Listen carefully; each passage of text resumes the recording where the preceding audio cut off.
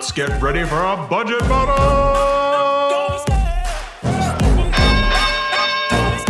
I love the chase and the hunt, and I set the pace when I'm running. I always take what I want and I always give it 100. Don't need a bank, no I'm funded. Play the game like it's nothing. I'm always thankful for something. Don't take for granted, stay humble. Now wake up! It's time to look at the enemy. Look in the mirror if he is no friend to me. It's not working out, maybe it's the chemistry. It's time to break up so I can make a better me. Better believe in your mind, cause it's everything. You can mold, shape, find almost anything. All it takes is some time and some clarity to find your Yu-Gi-Oh is a game that has over 10,000 cards, with prices that vary between 1 cent and over $1,000. In this series, I'm going to show you guys that you can not only build a deck for dirt cheap, but you can make a deck that can hang with the best of them. Welcome to Yu-Gi-Oh! Budget Battles Rivals.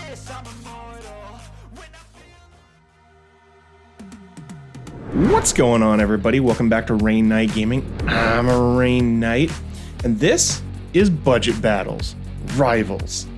It's my new series that I was turned on to by my buddy ThePokemonarch. Go check out his channel.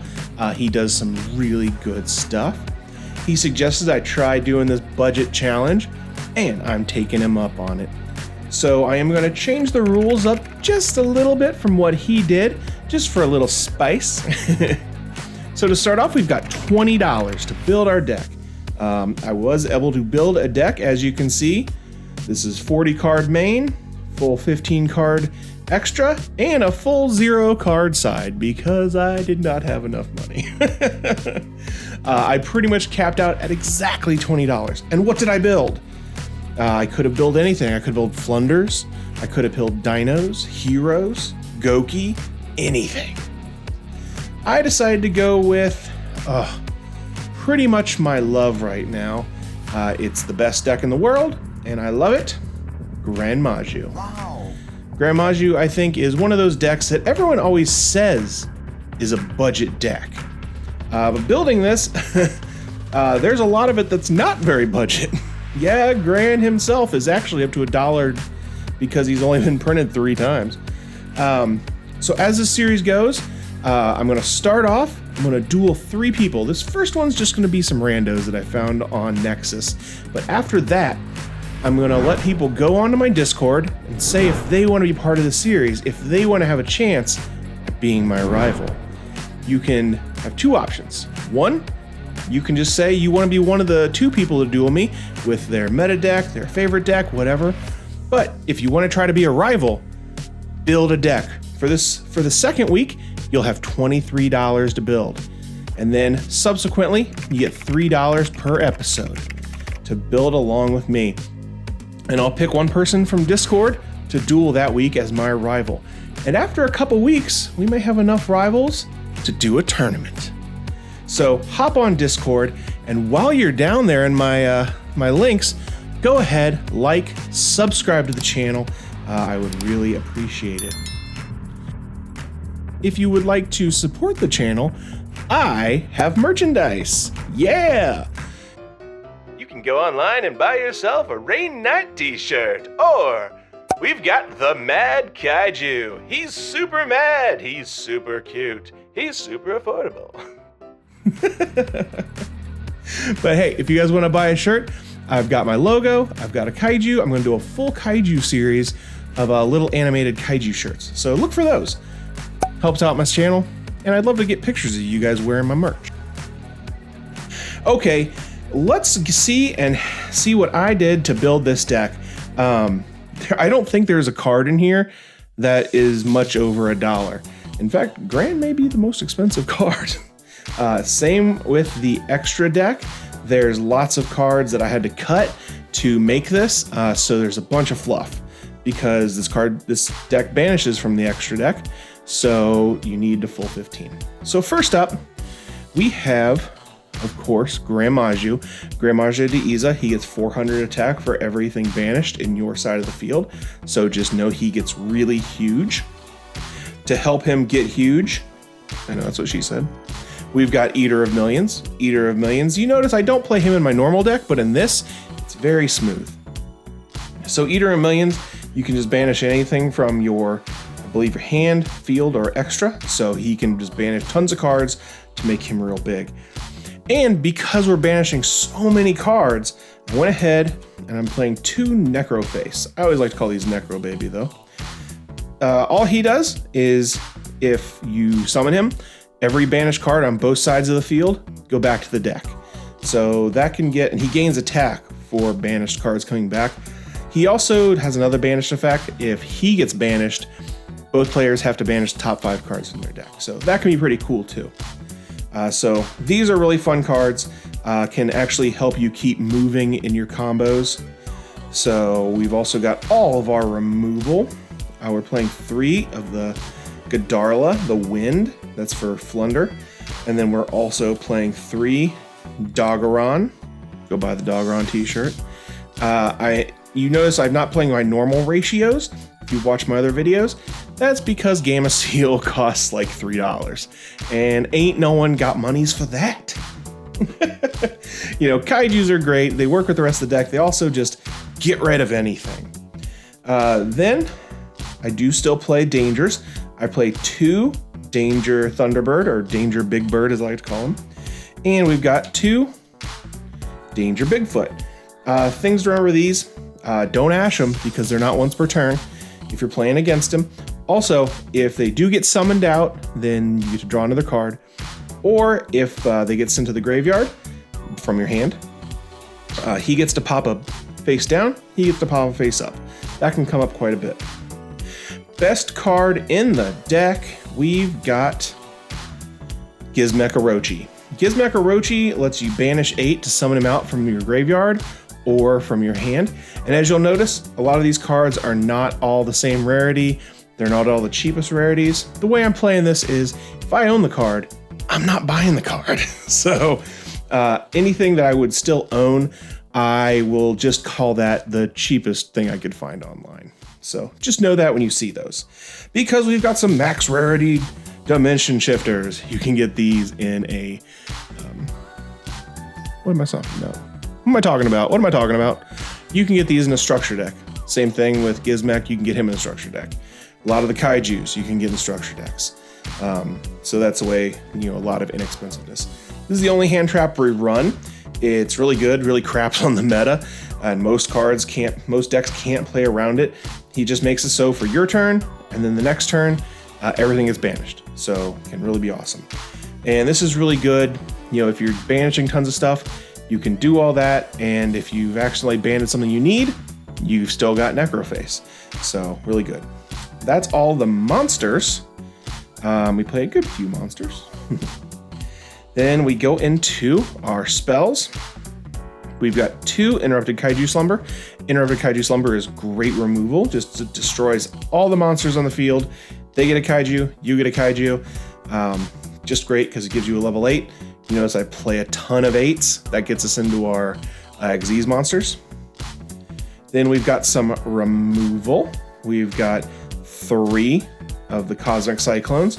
I probably won't play 3 at the end of my deck after I'm done building, but these will always be in the side deck, so it was definitely an easy put in. That, and they cost like 10 cents.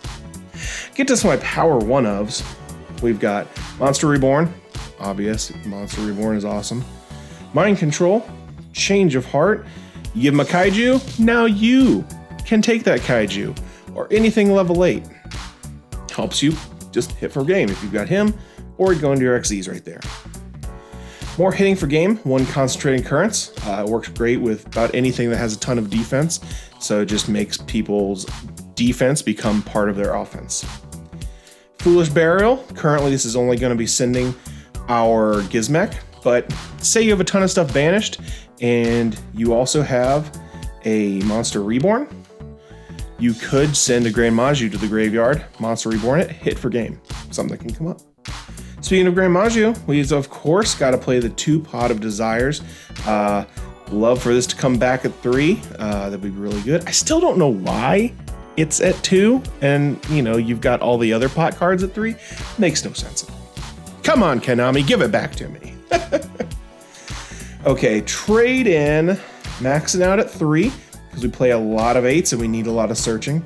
We do a lot of searching in this deck because it just helps us unbrick if we have some kind of bricky hands. More searching. We've got a lure. Only to watch out for this, if you send a danger off a lure, you don't get their discard effect. So watch out for that. Then a little more searching, a little more disruption. We've got Card Destruction. That just, can let you reset your hand, can screw up what your opponent might have in their hand. So that is the main deck. Get into the extra deck. This is where I'm probably going to play around with a lot of stuff you wouldn't see in my normal Grandmaju decks. So it's where I'm going to have a lot of fun learning some different things, experimenting with cards. So first up, we are playing some more Links in this one, because you really want to play Links with your Eater, just in case he gets silenced and you have something else, you can start to go into these. Works really well. So this is obviously back row removal. This is being able to send something back, anything you want, which is really nice. Then we've got our XZs, combo pieces. We've got 97, which can get you into 100. And I needed another numbered dragon to go underneath him, but the usual Hope Harbinger is kind of pricey. So I ended up finding something kind of fun. I went with number 62. Number 62 Galaxy Eyes Photon Dragon. He's nice. I mean, he's a big boy at 4,000, but that's not usually what I use him for. Usually he'll go under 100. But if you do have to summon him out, you are able to then go right on top of him and do Galaxy Full Armored Photon Dragon, which is really cool because it lets you pop a card, just like Dingirsu, except he only costs a couple cents, while Dingirsu costs a couple dollars. Now the rest of this deck, we do play the 168. This is not fluff. This comes up and really handy, just makes it so things can't be summoned out of the graveyard, can stop some decks. But added fluff, we did play 3 of them because they're inexpensive. We can technically make them, so it's pretty good. We can also technically make CRC Coliseum. We'll never make it. Another one we won't make, 2 number 15s. These are only in the deck because they're super inexpensive. We can technically make them. And then ones we can't technically make, but they're super cheap. Number 39, Utopia. We'll never make him. It's just Eater of Millions fodder. So that's why that's in there. That's why there's that extra fluff. That's the deck, folks. Hopefully you guys kind of like it. We're gonna jump into our games. Rainnite, what if you win a bunch of matches? Do you get more monies? If we win a game, a full match, we are gonna be able to add $3 to our budget or open a pack. So we'd have the chance to open up 3 packs or $9 extra to our budget. That's gonna let us eventually get into our more expensive cards, because anything we don't spend from week to week, we get to carry over. And anything we open, we're gonna treat this kind of like a sealed only, where if we open it, we can use it, or we can sell and trade it for different cards. So hopefully we can pull something really good and add to the budget that way. Okay, let's get into these games. Hopefully we can win a couple. Okay, let's roll through these opening 3 duels, to kind of seeing how the deck functions, and if we've built it correctly. First up, we went up against a Dark Lord deck. I ended up going against these decks because I was doing my placement matches in Nexus because they just started a new season. So kind of large variant in the quality of decks. This first one, I'm not really sure exactly what Dark Lords are supposed to do.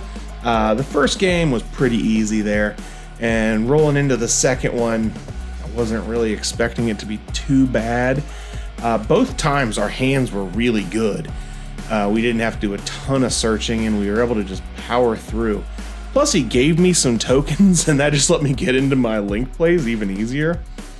So that just made these games a little light on sauce. And we were able to just take it home super quick. But it was nice, to get out there and see the deck actually doing what it's supposed to be doing. The Eater worked well. The Necro face worked really well. We got into our grands really easily, which is really cool. Second match, we ended up going against Virtual World, and this deck was a lot better. You can see our opening hand is actually pretty nice. We've got just about everything we need. The only problem is he was able to set up a really good board with a couple negates, some removal, and we just did not have the gas to finish him off right away. You can see we almost got him with that. It was really close.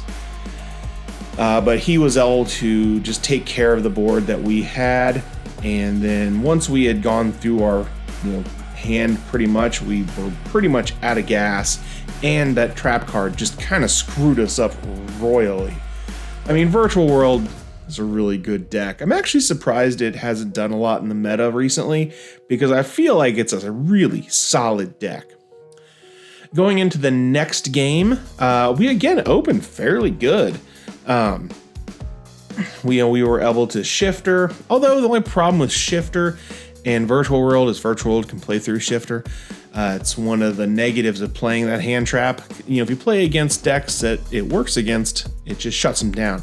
But if you play against a deck that can play through it, it's just a brick. It's just a waste of a card. So he was able to take care of the board that we put out there pretty easily, and it was just over for. In this last game, we're actually going up against a stun deck.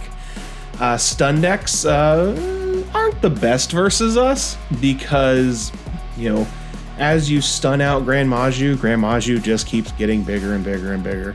I mean, you can deck us out, that'd be the one danger, but I was never super scared of this deck when we were facing it because I was opening fantastic cards, and whenever he would use his traps, it just popped my Grand Maju back to the hand, and that did not work out good for him.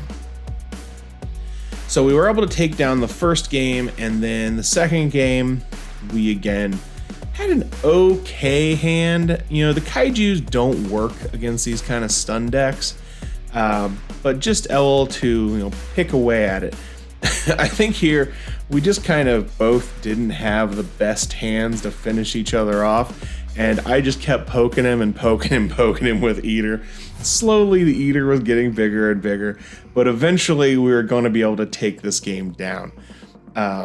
So we end up taking this one, and that makes us 2-1 for the series so far. We'll get the chance to either have like $3 in a pack, $6, or 2 packs. So a lot of good options. I'm pretty happy with the deck so far, and I've got some really good ideas for what to put in it next week. Now remember, if you guys are liking this series and you want to build your own deck, hop over to the Discord. That's going to be in the comments down below, the description down below, and hop in there. I'll make a section. You can put your name in there. Tell me if you just want to play your own deck, or tell me if you are going to make a budget deck. And I may do more than one budget deck per episode, depending on how many of those I get. See what we come up with.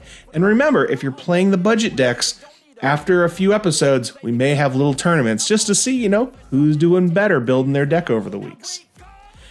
Okay, everybody, that's it for me today. I will see you next week in another Budget Battles Rivals. This has been Rainnite Gaming. I'm Rainnite, and I'll see you guys later. See ya. You can mold, shape, find almost anything. All it takes is some time and some clarity to find your identity. It's mine.